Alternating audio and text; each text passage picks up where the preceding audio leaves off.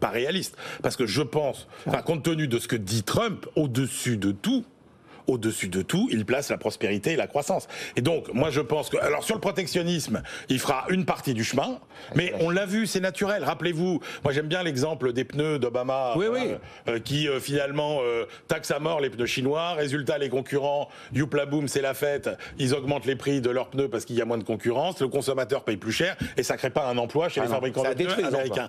Mais l'inflation du pneu sous Obama, c'est...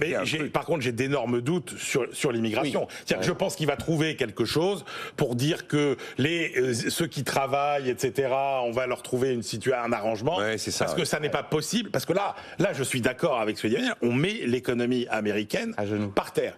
Et après, moi, je pense que là, il va 8 millions et je pense que le point le plus important, c'est le dernier qu'Emmanuel a soulevé sur l'indépendance de la Banque centrale américaine. Rappelez-vous la Fed décadente d'Arthur Burns de la fin des années 70, qui est une Fed qui a perdu sa crédibilité parce qu'elle a cédé finalement aux injonctions politiques. C'est Paul Volcker qui va redonner à la Fed toute sa crédibilité.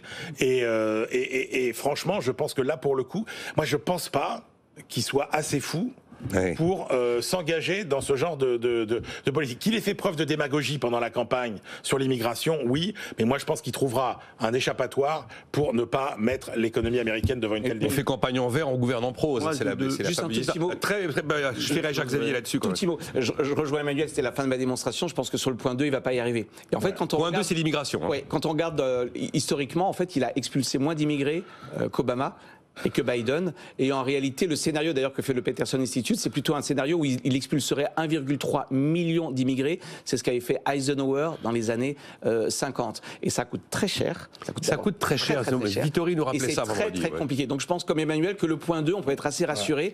Mais sur le point 3, une fois que tu as perdu ta crédibilité en termes de politique monétaire, c'est compliqué ensuite d'ancrer les anticipations des ménages.